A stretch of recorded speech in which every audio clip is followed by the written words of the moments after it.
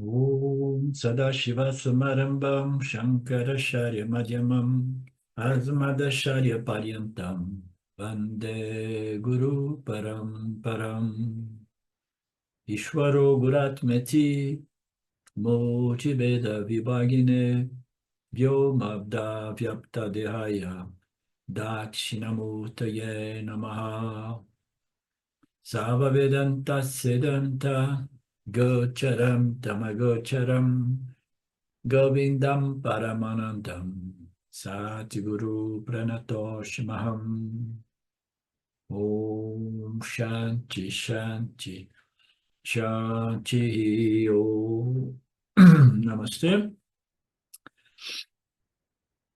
Então, dentro daquele conceito, né?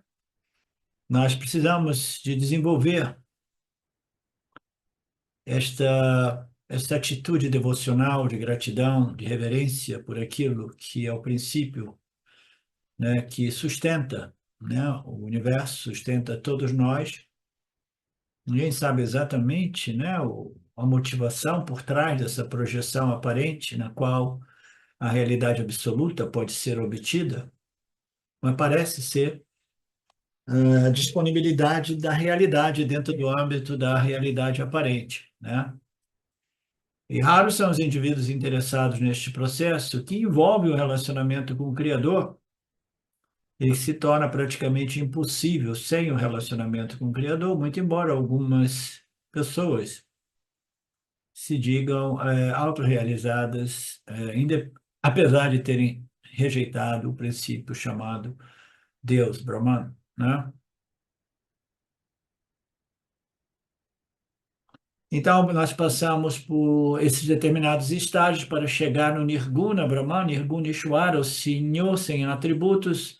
Existem essas etapas, não existe atalho neste processo, como eu costumo dizer, né?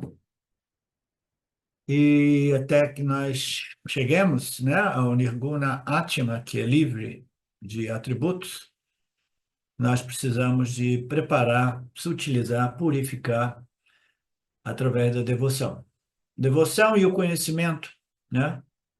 Elas devem crescer juntamente. No início, nós desenvolvemos o conhecimento a respeito da natureza saguna de Ishvara, né?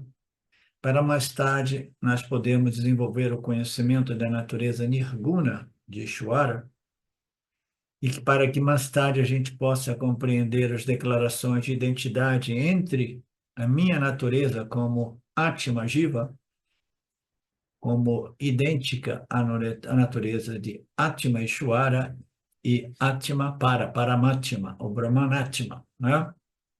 Então, são os estágios, não tem modo de a gente pular, não tem modo de a gente evitar, a gente pode evitar, como o Swami apresentou na aula de ontem, né? Você pode evitar por um período de tempo, mas mais cedo ou mais tarde você vai ter que chegar lá.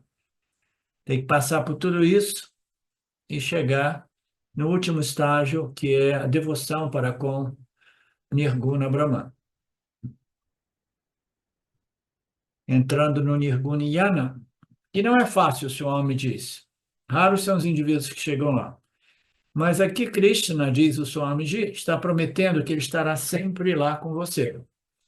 Ele lembra o verso 10 do capítulo 10, que nós vimos recentemente, no qual Krishna Guru diz para aqueles que estão firmes nesta visão cósmica de mim, não é?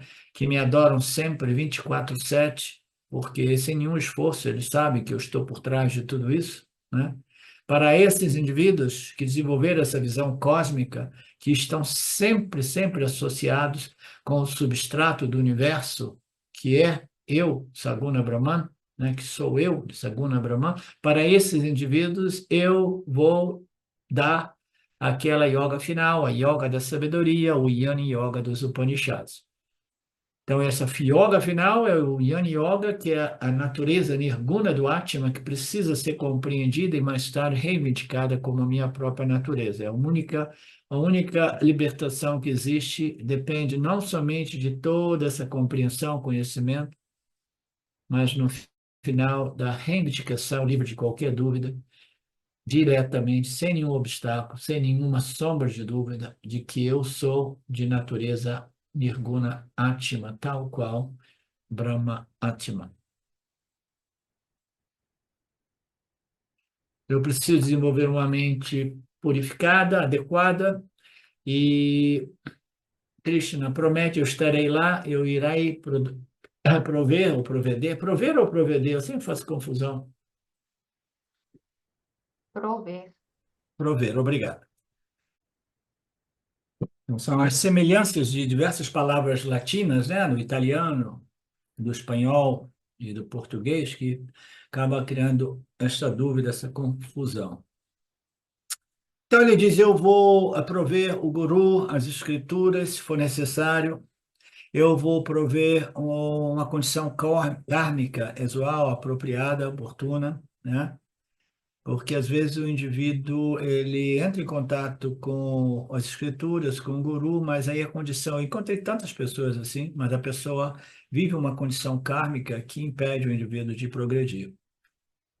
E aí a única possibilidade é se tornar um karma yogi, até mesmo até mesmo na ausência do contato com as escrituras e com o guru, o que é mais difícil, né? Porque sem o contato com as escrituras é difícil você desenvolver o espírito e o conhecimento do Karma Yoga.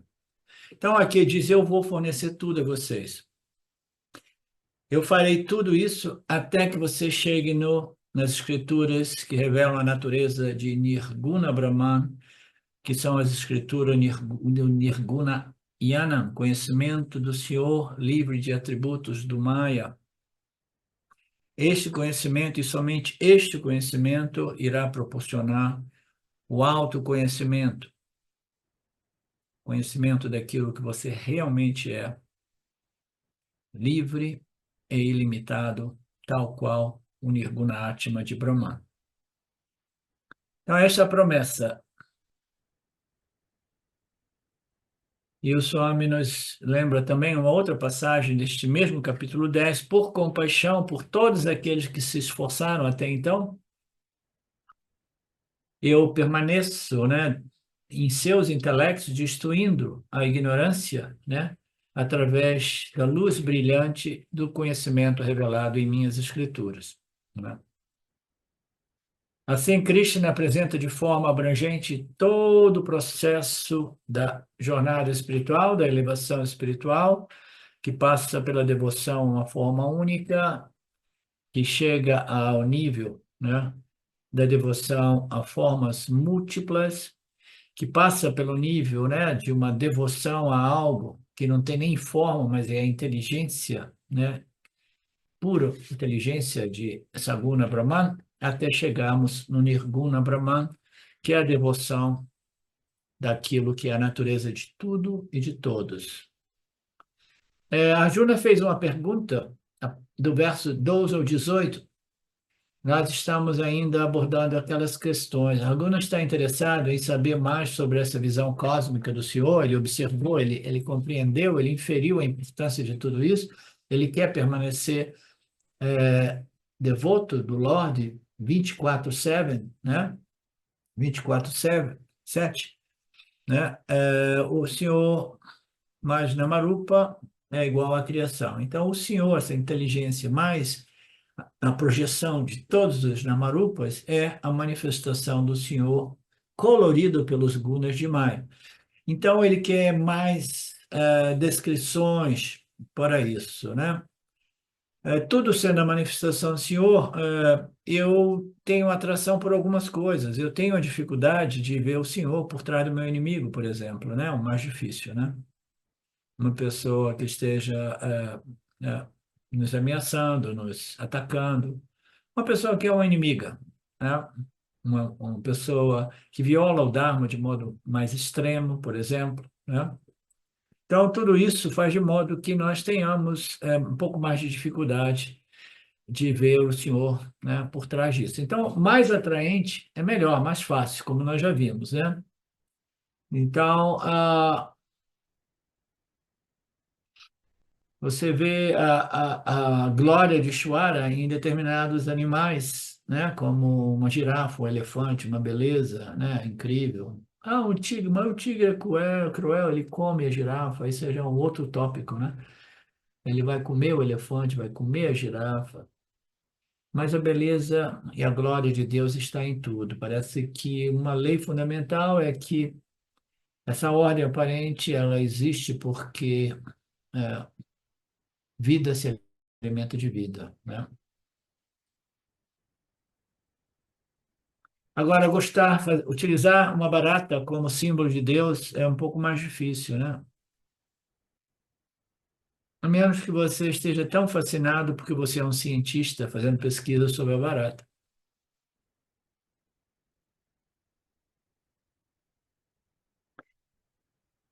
E dizem que a barata é uma das glórias de Deus maiores que existe. Por quê? Porque dizem que, apesar de todas as extinções de massa que ocorreram neste planeta, a barata sempre sobreviveu. Doideira, né? A gente ouviu dizer até, eu não sei se tudo isso é fofoca ou especulação, que existe barata até na Lua, né? Porque os astronautas foram lá, né? E a barata se encontra, estava dentro da astronave, acabou, elas se adaptam, procriam, né? Rapidamente, elas sobrevivem em qualquer situação. Então a glória da barata é monstruosa, é enorme. Os cientistas querem saber como é que elas fazem, né? Para sobreviver tanto assim. Mas a mente humana tem uma certa aversão, é um consenso coletivo, né, de aversão. Ah, que coisa nojenta, né?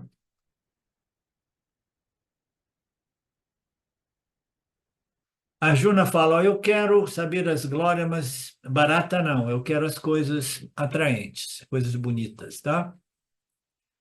E aí o Swami, aí Krishna falou, ok, só, eu vou dizer para você, você pode usar qualquer coisa que você esteja atraído, né? Você pode até usar um ídolo do mundo, né, do mundo artístico ou esportivo, como um jogador de futebol, um jogador de cricket, qualquer ídolo, qualquer coisa é manifestação de Deus, né? Pode ser um jogador de xadrez, que também é muito popular lá na Índia, né? Você pode utilizar a imagem de um professor, você tem contato com um professor, né? Então, a lista seria enorme, monstruosa, vasta, infinita, né? É impossível apresentar uma lista de tudo. Escolha qual coisa que você tenha simpatia, né?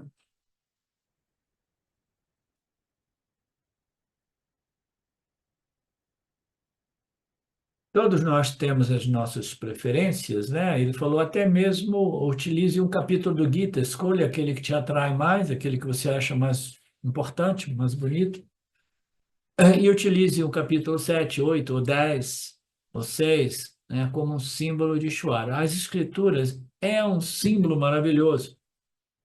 A escritura é um símbolo maravilhoso, como eu costumo dizer. Quando nós entramos no âmbito do Vedanta, nós sabemos que nós precisamos de fazer a meditação, que a nível do Vedanta ela se torna mais um esforço refletivo, contemplativo, para compreender essas escrituras, né? Então, já que a gente, no final das contas, a gente não consegue realmente meditar ou contemplar na natureza de Deus livre dos atributos de Maya, porque não tem aonde a gente se agarrar, não existe nenhum, nada, né? Então, como é que a gente vai permanecer focado na natureza de Nirguna Deus, né? A gente vai simplesmente meditar e contemplar nas escrituras, que é o melhor símbolo que existe de Nirguna Brahman. Como assim? Não, as escrituras simplesmente ela é tangível, né? São conceitos, ideias, noções a respeito da característica ou natureza de Deus, que é idêntica à sua natureza. Você não consegue objetivar e contemplar e meditar sobre Deus, porque Deus não tem nada que seja realmente tangível, não existe atributo para Nirguna Deus. Mas existe sim essas esses apontamentos vedânticos, né, que são as escrituras, que é um ótimo simbolismo, né, Um ótimo símbolo de Nirguna é Deus. Por quê? Porque tem o potencial, eu digo isso já há muitos anos, porque é o melhor símbolo, porque tem o potencial de revelar a sua real natureza, como idêntica aqueles apontamentos. E depois disso, tudo isso é de ser abandonado, entendeu? Porque se você também é um Nirguna Atma, você usou todos esses apontamentos para você compreender aquilo que você é e que não requer nenhum apontamento para ser realizado, né? Como Ramana Maharaj costumava dizer, as pessoas chegavam a ele e diziam assim, não, eu vim aqui porque eu abandonei tudo, deixei tudo porque eu quero realizar o Atma. Ele olhava assim, né, e falava assim, me diga quando este Atma não está realizado, né? Me diga um momento que este Atma não esteja presente, né? Então, no final das contas, o objetivo é obter o conhecimento, a compreensão, alcançar o Atma, que sempre esteve realizado, sempre esteve presente, como minha natureza intrínseca. Aí depois, naturalmente, todos os apontamentos, eles servem somente para você ajudar outras pessoas que estejam, talvez, interessadas também de compreender a natureza intrínseca de tudo, né? Que é um conhecimento que liberta o indivíduo da problemática, da dor psicológica do samsara, né? Então, você pode escolher qualquer coisa. Inclusive as escrituras, que é um dos melhores símbolos, desde que você veja as escrituras, não do ponto de vista somente lógico, acadêmico, mas que você veja a escritura com a glória do Senhor. Por quê? Porque eu compreendi o quanto brilhante, né? O quanto elegante, o quanto impecável e o poder que esses apontamentos têm de me transformar. E eu creio que seja realmente um meio através do qual eu posso me libertar da problemática psicológica do samsara, né? A dor psicológica do samsara.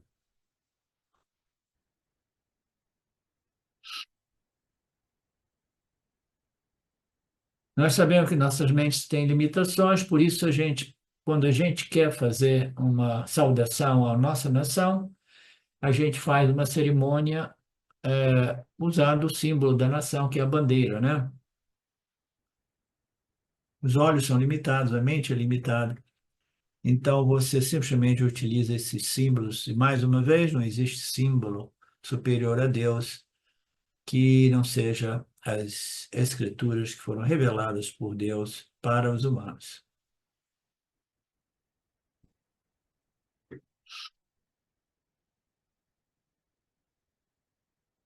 Ok. Você não precisa viajar em torno do planeta e depois dizer assim, nossa, mas eu ouvi dizer que esse Deus se manifesta como universo, então agora eu tenho que começar a viajar pelo universo para mim realmente conhecer esse Deus. Não, né? Existe aquela expressão que diz, você não precisa viajar, né, nos quatro cantos deste mundo para conhecer o sabor da água do mar, né? Existem diversos oceanos. Você vai naquele que esteja mais próximo de você, bebe aquela água do oceano e você vai conhecer a água de todos os oceanos. Então você precisa de um símbolo, né? Uma compreensão que ela seja um símbolo que abrange a totalidade, porque você está buscando a essência de tudo isso, a essência como saguna, conhecimento puro, ela é presente em toda manifestação. E a essência como Satchitananda Atma, Nirguna Atma, que é o substrato de Saguna Brahman, também, né, é o substrato último, né, é a natureza última, até mesmo do Criador. Então, basta que você compreenda a natureza, e essas naturezas, elas são símbolos, né, esses aspectos, para que a gente possa trazer a mente para Deus, né? Focar a mente em Deus, né? Eles são chamados Alambana. Alambana. Alambana é um símbolo que nós vimos já no passado, nos últimos capítulos, e que no Upanishad, o Katha Upanishad, descreve isso. Às vezes ele é apresentado como o apoio, a base, o suporte, né? O pano de fundo, o adhistanam, que é o substratum, né? Então, esse suporte, esse adstana, este, né, pano de fundo, é supremo suporte, né? O que que significa supremo suporte? Porque no âmbito da manifestação dentro do espaço e do tempo, tudo é sustentado por uma causa, né? Aqui é um fenômeno de causa-efeito, causa-efeito, causa-efeito, né? E existe sempre uma causa produzindo um efeito, o efeito se torna uma causa que produz outro efeito. Efeito é uma equação muito profunda, não é assim, Alexandre?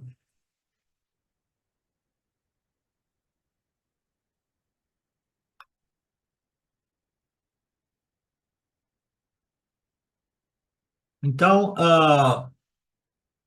existe todos esses princípios, né, a partir dos quais outros efeitos são produzidos. A causalidade, né, é a lei mors fundamental de Nietzsche, né? Causa e efeito, causa e efeito. Mas existe uma causa original e nessas causalidades intermediárias, causa e efeito, o efeito ele é contido numa causa. Você pode inferir a causa através do efeito, né? E aí você diz, isso aqui foi a causa. Aí depois, se você for analisar mais profundamente, você diz, mas essa causa também foi um efeito de outra causa. Então existe isso que é uma base, que é o suporte, que parece ser a causa, mas aquela causa existindo dentro de um processo quase que infinito de causalidades, né? Então, existe uma causa original, que é um apoio, uma base, um pano de fundo original, este suporte, este apoio supremo, né, é este Brahman, este Satchidananda Brahman.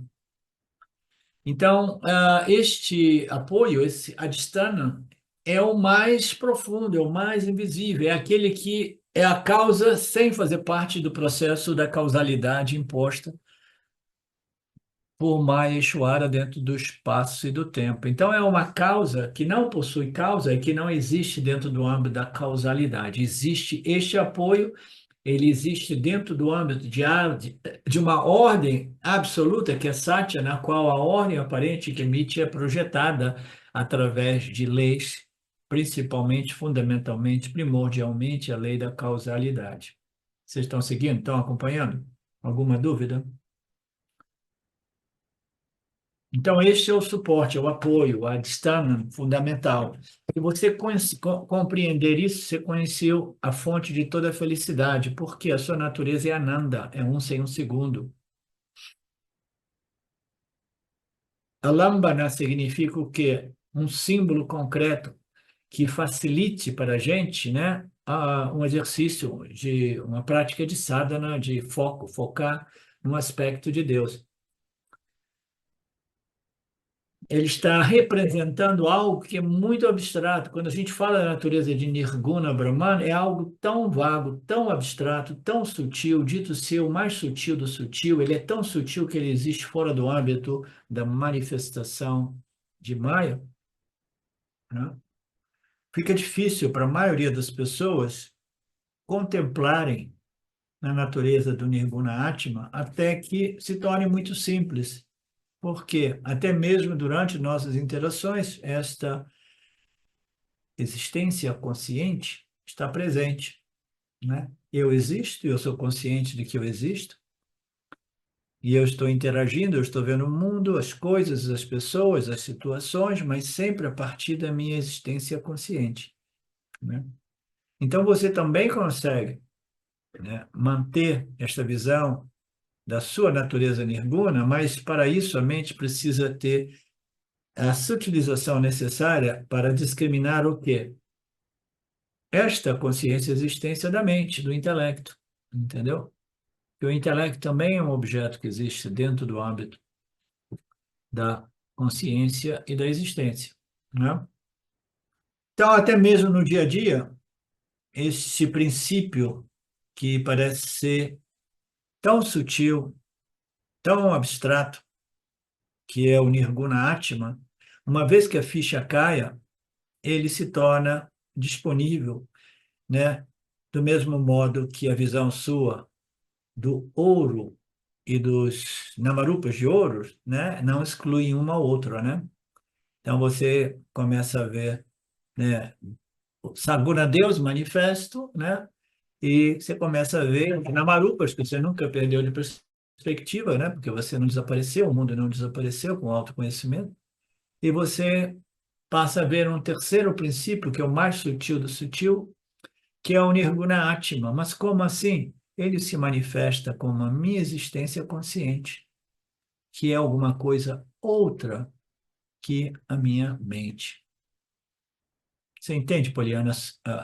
A importância é a sutilidade, sutileza, né? E daí a dificuldade de nós fazermos essa discriminação final entre um intelecto que já está bem purificado, né?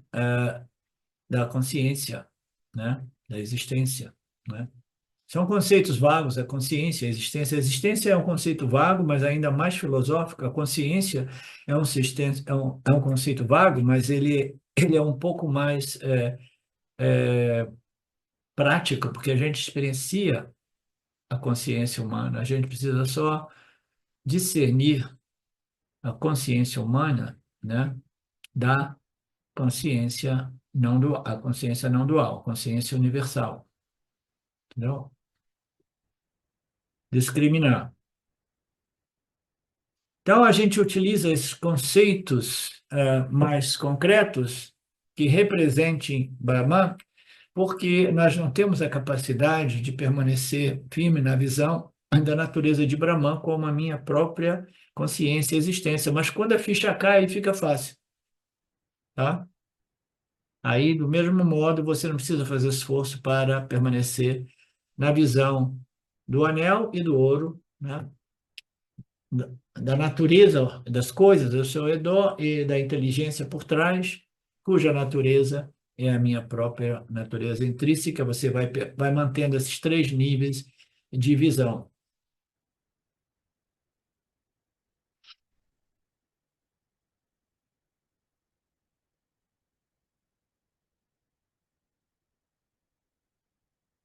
Então, as pessoas na Índia, né, utilizam todos esses símbolos, onde todos os membros e órgãos são proeminentes, como Rama, Krishna, a cabeça está lá, as mãos. Então, são projeções humanas, eles projetam um corpo físico humano nas divindades, né?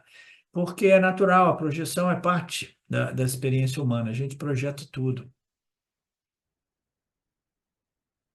E no final a gente fica projetando, né, o intelecto sutil na consciência também, que é o último obstáculo.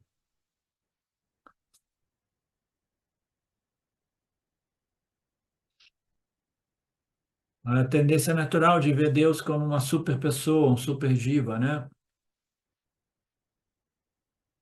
Mesmo depois de saber que é a inteligência suprema que permeia tudo, que sustenta tudo, ainda assim, a mente humana não consegue resistir e projeta uma forma de um corpo semelhante aos nossos, né? Então, essa tendência, tecnicamente, é chamada de pratimar, né? De projetar, projeção, né? Projeção. E eu estou falando, agora eu estou me referindo à última projeção, que é a projeção quando o intelecto é muito discriminativo, ele ainda projeta, né, a sua natureza contemplativa, né, de conhecimento, né, e diz assim, eu sou um sábio, projeta na consciência e pensa que a consciência é um sábio, entendeu?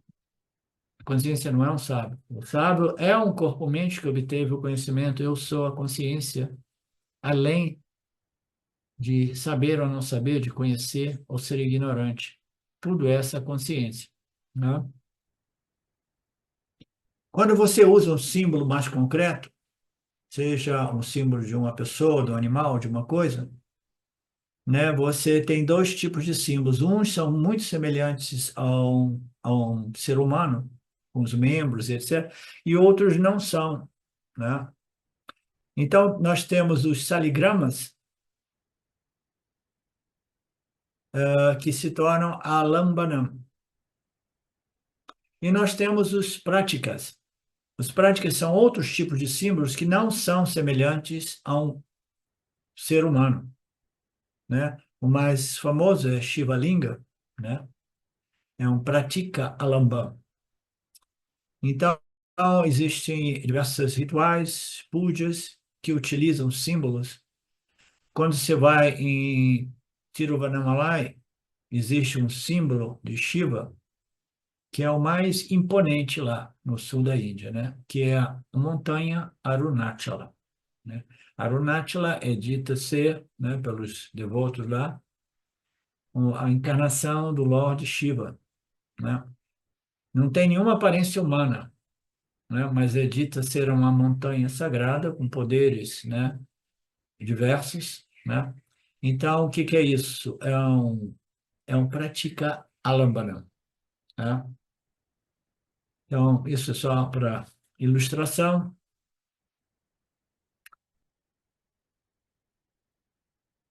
Esses são símbolos que não têm nada a ver com uma pessoa humana.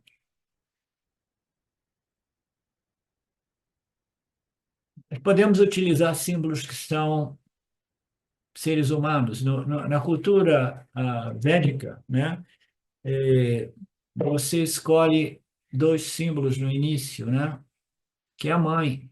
A mãe tem um simbolismo muito bonito, né, aquela que, né, que nos dá a vida, né, e você pode usar ela como um símbolo do divino, né, um símbolo de Deus. Então, o amor, né, o incondicional do filho para a mãe, ele é recomendável nas escrituras védicas, né? Aqui o Swami diz também que você pode usar pessoas humanas, né? Então você saiba que tudo é realmente a manifestação de Deus, então pega, né, o seu marido, Poliana, e começa a adorar ele como a manifestação de Deus. Mas qual é o perigo? Qual é o problema? A menos que a pessoa seja já muito desenvolvida espiritualmente, ele vai pensar que o ego dele é que está sendo adorado, né? Então, quando a gente quiser utilizar um símbolo, é melhor evitar das pessoas, a menos que as pessoas estejam muito bem resolvidas em Ishwara, em Brahman, como Ishwara ou Brahman. Como Ishwara não é impossível, como Brahman, digamos assim, Nirguna Brahman. Senão você vai ficar adorando o ego e o ego vai se inflar, né? Vai se inflamar. Isso é a coisa mais comum que a gente vê nos, nos gurus por aí, né? Principalmente os gurus totalmente fora da nossa tradição védica vedântica, né? Aqueles de barba branca, né? Que abusam dos seus discípulos, os prem-prems, os babás, os om-oms da vida, né? Os babajis. Você adora eles, por quê? Por que que essas pessoas adoram esses gurus que se aproveitam, né? Manipulam, controlam e abusam das pessoas em diversos níveis? É porque são pessoas mais infantis, elas não estão procurando um ensinamento que possa liberá-las, elas estão procurando o quê? Um guia, uma figura paterna, materna, que possa me salvar, me ajudar. Você vê isso nesses grupos, né? Nesses grupos por aí. Não vou querer nem falar mais nada, né?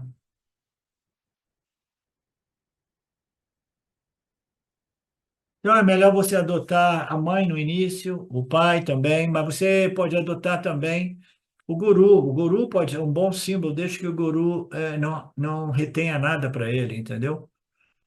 Por que que o professor de Vedanta ele não permite isso que nos anos atrás eu chamava de gurujice, né? As pessoas se jogam aos pés desses gurus falsos. Os gurus não ensinam nada. Aí eles querem dinheiro, querem favores sexuais, querem favor de todo tipo, isso e aquilo, e continuam iludindo, manipulando as pessoas. Existe nos dias de hoje aí, sempre existiu, sempre existirá, né? Então, a menos que o guru seja realmente um Jnani, um guru que ensina, né, é melhor você não usar esses gurus aí para oferecer a sua devoção a ele. Mas todo mundo, todos os buscadores infantis e maturos fazem isso. Eles são devotos e dão tudo pelos gurus que prometem, fazem promessas falsas de proteção, de iluminação, mas que rola de tudo, né? Em termos de decepções incríveis, né? Então, a menos que seja um professor que ensina um yoga, os professores de Vedanta eles não permitem essas coisas infantis, porque eles só aceitam devotos que não são somente devotos, mas que são discípulos interessados no autoconhecimento. Você entende isso, Marilete, você que é mais jovem no grupo?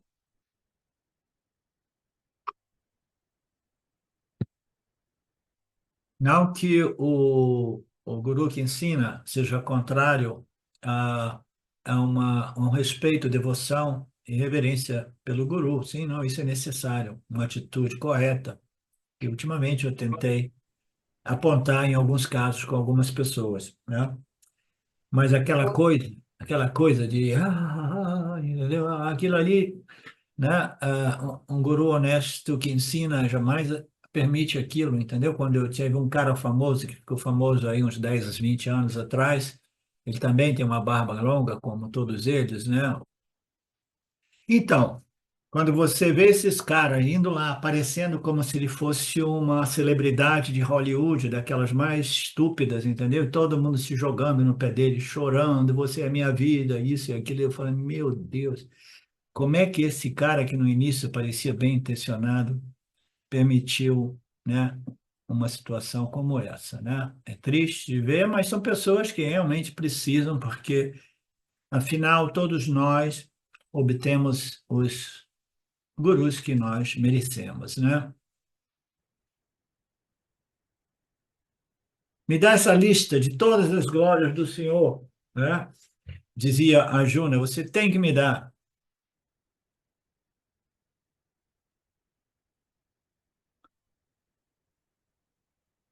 E then, Swami apresenta um verso do Bhagavan dizendo, ó Senhor de todos os poderes, de toda a glória, pensando constantemente em você, como eu posso saber a sua verdadeira natureza? Em quais os objetos você está presente? Em quais eu devo meditar, né?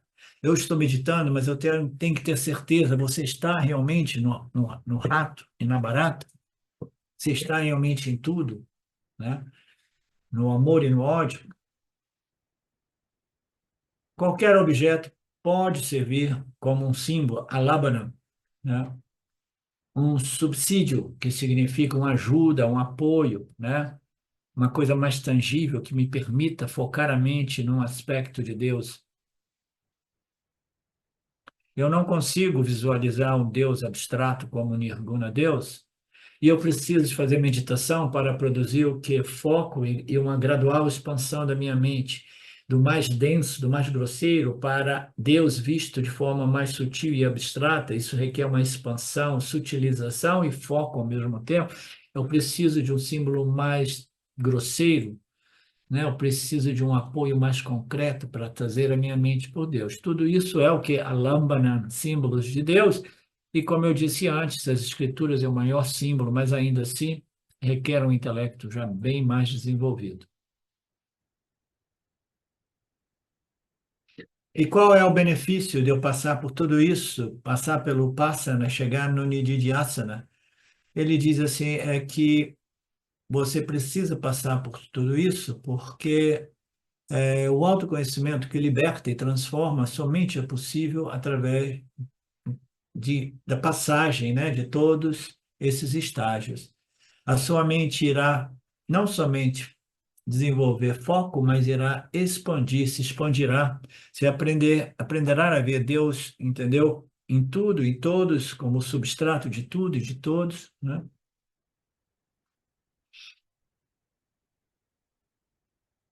Ele fala, ele cita de vez em quando os exemplos, o quanto a religiosidade espiritual esteja presente na Índia, né?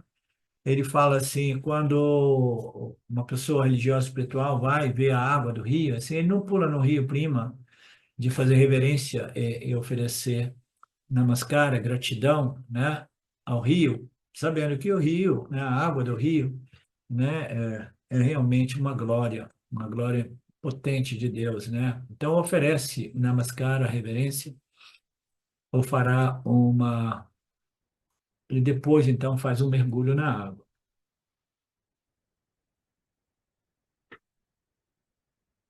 Então, para que a gente chegue a esse nível, exige muito estudo, muita internalização desses ensinamentos que transformam realmente.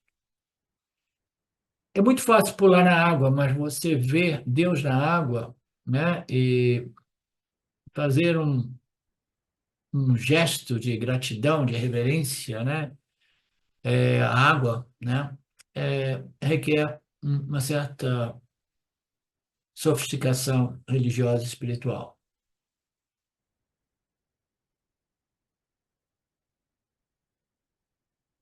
Mesmo que você esteja sofrendo de falta de água, lembra, não mergulha na água imediatamente. Faça a sua reverência e agradecimento, porque aquilo é a glória do Senhor, né?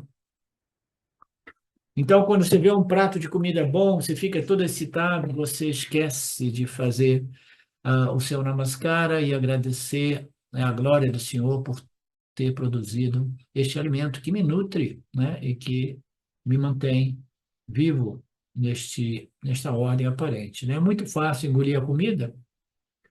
Eu, de vez em quando, engulo de manhã. De manhã é que eu dou umas vaciladas, né? Que o café está pronto, isso e aquilo. Aí, quando eu começo a dar já umas mastigadas, aí eu paro, aí eu faço a minha pequena reverência e oração, né?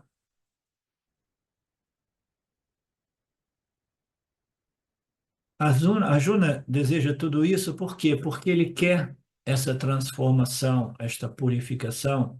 Por isso ele está pedindo ajuda a Krishna. E toda vez que tem um pedido de ajuda, né, o guru aparece. E Arjuna é privilegiado porque ele está em contato com o guru dos gurus, né, que é Ishvara, ele mesmo, né?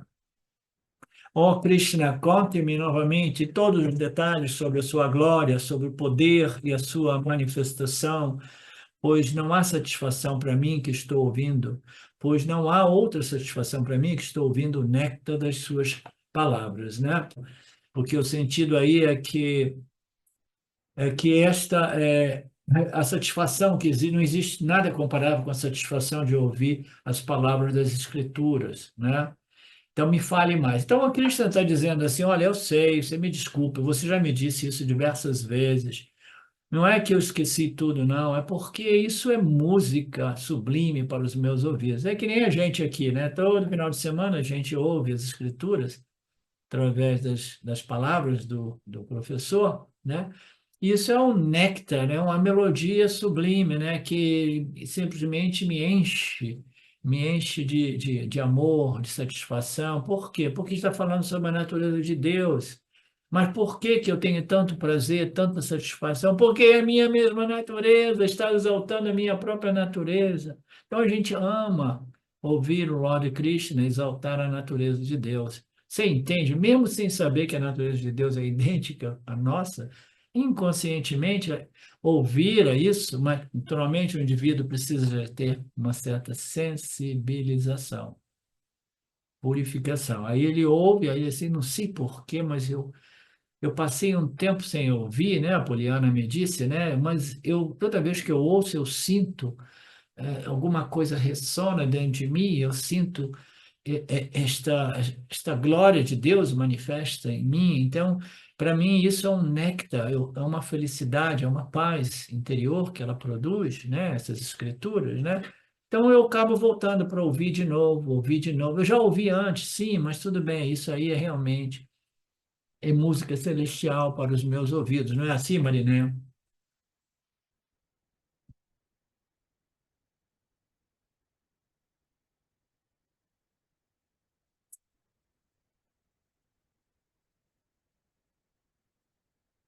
Nós vimos que a Arjuna glorificou, glorificou, glorificou, para depois pedir a Krishna isso, entendeu? Krishna, eu já ouvi tudo isso, né? No início eu esquecia muito, agora eu não esqueço não, mas eu gosto tanto disso, por favor, não pare, continue descrevendo a sua glória, né?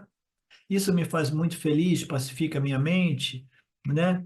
é, né, por favor, faça isso, né? Então, Arjuna, ele foi lisonjeando, né, o Krishna para pedir, eu quero mais, eu quero mais, eu quero mais.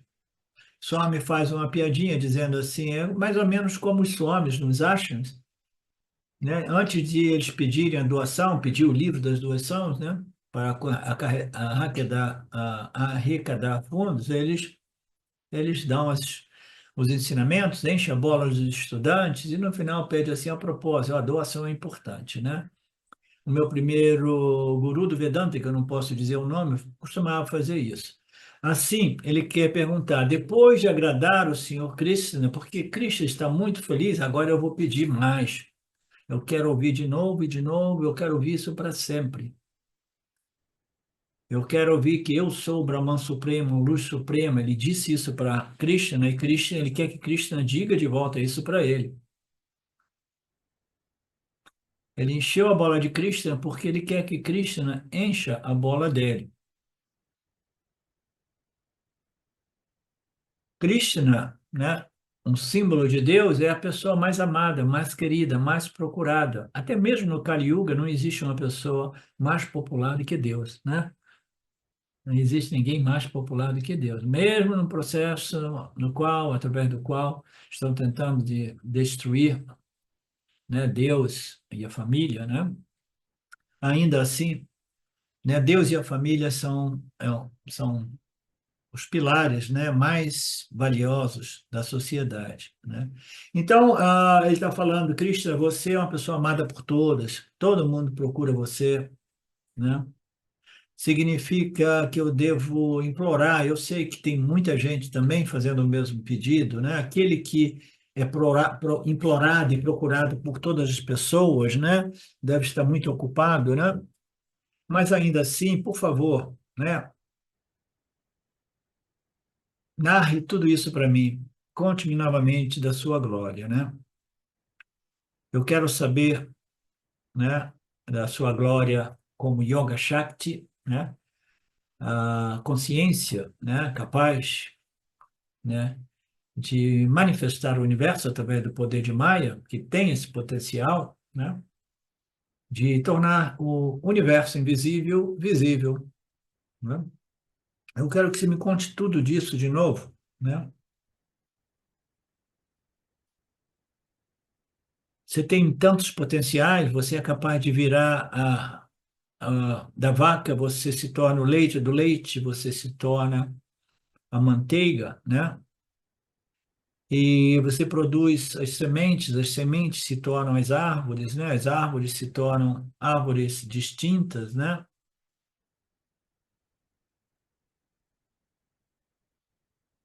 E existem sementes para tudo, né? Manifestas, mas cada semente irá produzir, potencialmente, né? Ela produz, manifesta coisas e que são distintas, né? Uma semente de manga irá produzir manga, o leite irá produzir manteiga, né? O suco de laranja não irá produzir manteiga se você bater ele. Uma, uma semente de manga não produzirá um coqueiro, mas você tem a semente que produz tudo. Você é incrivelmente glorioso. Que semente é essa com a capacidade de manifestar toda essa diversidade do cosmos, né? Me conte mais, me conte sobre a sua grandeza. Como você consegue se tornar o cosmos manifesto? Como você, né, se torna o espaço sem o qual o universo não pode ser acomodado, construído e acomodado? A gente não consegue, só me diz, a gente nem consegue, ninguém conseguiu compreender o que é o espaço ainda, né? São questões, quando é muito abstrato assim, a lógica humana não consegue realmente um conceito adequado, né? Então, como você conseguiu manifestar algo tão sutil como o espaço que a ciência não consegue nem compreender? O espaço, do espaço você acaba produzindo ar, do ar você produz os outros elementos, o fogo, a água, a terra. Depois os elementos, né, surgem reproduzidos, grossificados, né, até produzir o alimento. e o alimento irá produzir os seres vivos, entre os seres vivos, os seres dotados de livre-arbítrio, de inteligência humana, né? Que potencialidade é essa que você está chamando de yoga? Por que você está chamando isso de yoga, né? E o senhor me diz, a potencialidade de alguma coisa, quando a gente estuda a ciência, né? Os cientistas estudam a ciência, eles estão sempre buscando um fenômeno, a compreensão de um fenômeno, através da inferência do que possa ser a sua causa, tá? Então, um efeito pode ser inferido à sua causa. A dificuldade é que muito frequentemente os efeitos são produtos de causas múltiplas, entendeu? Muitas vezes são causas múltiplas. Então, a ciência é em grande dificuldade tentando buscar, através da inferência, causa ou causas que produzem um efeito, né? Por exemplo, uma doença terminal, uma doença séria, né? Então, qual é a causa? Quase que invariavelmente é um conglomerado de causas, né? O ar poluído, a comida poluída, isso e aquilo, um estilo de vida não bom, né? Desfavorável.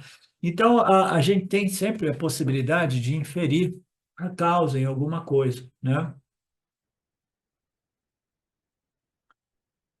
Mas você tem a potencialidade de ser a causa de tudo, né? E é impossível para a gente inferir o que seja você, este potencial, né? É impossível, porque você é muito sutil, é diferente de ver a causa de uma doença, né? Num desequilíbrio energético ou de uma falta de nutrientes, you know? É mais fácil, é mais tangível, é difícil, por isso que a indústria médica nos dias de hoje ela quer tratar só os efeitos, os sintomas, ela não quer gastar tempo, porque não é lucrativo procurar realmente a causa mais profunda. É a medicina holística, né? As medicinas antigas, né? A ayurvédica, a chinesa, entre outras, né? Elas trabalhavam nas causas, né? Nos dias de hoje, né? O dinheiro é feito trabalhando nos efeitos, né? Então, ele diz assim, você é essa causa original, esse potencial, que é impossível de inferir. Todos os outros efeitos a gente consegue, com esforço, inferir. As inferências são sujeitas a revisões, porque elas muitas vezes são erradas, né? Mas você, eu não consigo inferir você como essa causa original do universo, né? Então eu preciso, só você, nós vimos na aula de ontem, só você é capaz de compreender a sua glória, só você conhece, né? A si mesmo, né? Mas ainda assim, você diz que é importante que nós, né, o compreendamos, né? Que a gente conheça Deus, que a gente inicie esse processo com Deus, etc, etc, né? Então, a Arjuna continua pedindo mais, mais, mais, mais, né? Do mundo conheço o Yoga de Bhagwan, que nada mais é do que o Maya Shakti. Agora eu me dei conta que nós já estamos na hora de fazer o arroz. Já são 11h10, né? E nós pararemos por aqui e fica marcado o nosso próximo encontro no sábado próximo, se Ishwara permitir. Om Purnamada Purnamidam Purnamudachyate Purnasya Purnamadaya Purnamevavashishate Om Shanti Shanti Shanti Om Namastê. Olá, queria trazer aqui para vocês o quanto eu tenho me beneficiado dos ensinamentos do Vedanta. Esses ensinamentos do Vedanta, eles mudaram a minha vida, o meu estilo de vida, né? A partir de uma compreensão sobre Jagata, o mundo, sobre essa pura inteligência Ishvara, sobre o Jiva, né? a mente, o funcionamento, sobre a aplicação do Karma Yoga diariamente na vida, o quanto isso beneficia a purificação da mente, né? Para poder daí acessar aquilo que é mais valioso. Aliás, eu diria sem valor estimável, inestimável, né? Uma riqueza profunda, que é a compreensão sobre os ensinamentos de Satya, a consciência, a existência ilimitada que sou. Bom, eu sou uma aluna de Vedanta, desse grupo Vedanta Brasil, que iniciei a jornada, estou no começo da jornada, mas essa jornada seria impossível sem o apoio diário de um professor qualificado, o professor Arlindo Nagar, nosso professor, que dedica a sua vida, que dedica as batidas do seu coração exclusivamente para o ensino do Vedanta. Ele gosta de usar a frase, o coração que se doa recebe. Então ele é esse coração que doa. E aí a minha pergunta e o meu convite é: e você? Tem se beneficiado também dos ensinamentos, da compreensão, da clareza desses ensinamentos que são trazidos para nós? Sim? Se sim, o coração que doa recebe. Então o convite é: se você se beneficia, você pode também fazer uma doação. Essa doação, ela é necessária, apropriada, para a manutenção, né, desse ensinamento vivo diariamente para nós. E é um convite para que a gente possa nutrir esse grupo com o dar e o receber. E se você se beneficia, tenho certeza, qualquer valor mensal é suficiente. É o valor que o seu coração sentir, mas é um valor apropriado.